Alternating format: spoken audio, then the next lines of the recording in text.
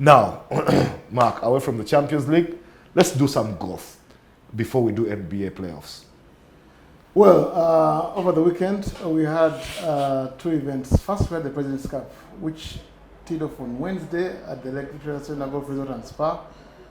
And it was played over 3 days for the gross amateur events. So the first day was a gross event to get the amateurs who would qualify. There was a cut-off of the final 16 golfers, both for men and women, who would qualify for the gross amateur match play President's Cup tournament on Thursday and Friday. And ultimately, over the 3 days, it was Joseph Shinyai, the national team captain, who emerged as the champion for the boys. He beat Andrew Sechibega. Sechibega is a former winner of the Uganda Open, just like Shinyai.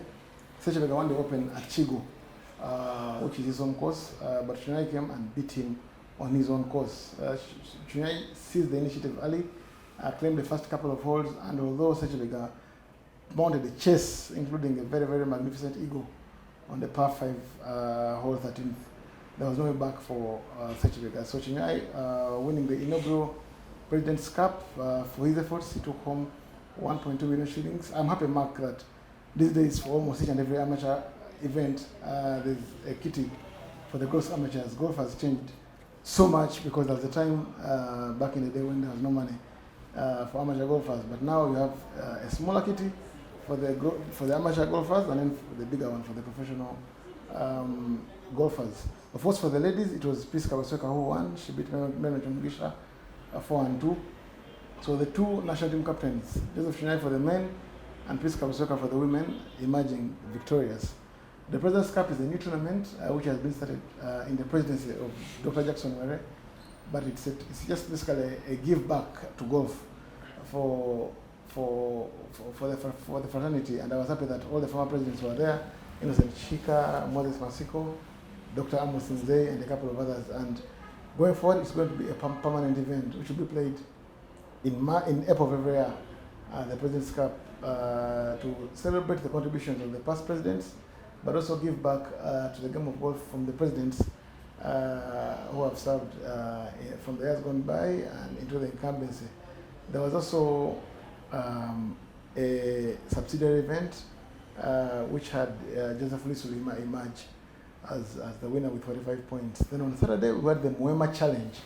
The Mwema Challenge, like I said, is a networking platform which was started by Mwema Muyindi, former chairman of Karen Golf Club in Kenya, and former CEO of Kenya Orient Insurance Company. It was a wonderful tournament which had golfers from Tanzania, from Rwanda, from Kenya, and there were a couple of winners. Kevin Smith emerged as the best golfer, but you had Ignatius Prestige, my very good friend, who claimed the longest drive on number one. Ignatius hits quite very, very far.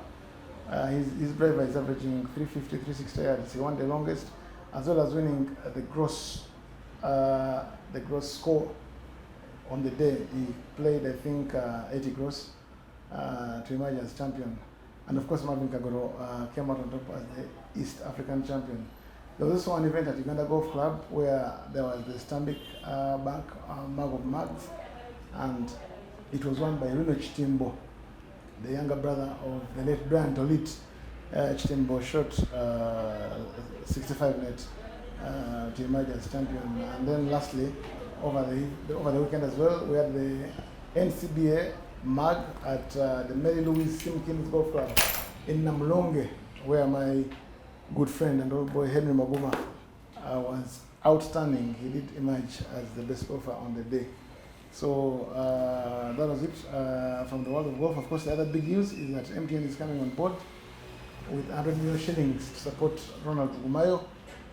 That news couldn't have come at a better time, because Gumayo has been struggling for funding, and I think as Uganda's lone flag bearer, both on the big East ones in South Africa and the Sunshine Tour, I think right now he's not going to be lacking for money to spend, either it's bit on air tickets, on his caddies, on his accommodation, on his travels, on his equipment in and around South Africa. And who knows, maybe, just maybe, he'll have the better state of mind to go on and compete formidably in tournaments in the southern part of Africa, and maybe even in the Challenge Tour in Europe or the DP World Tour.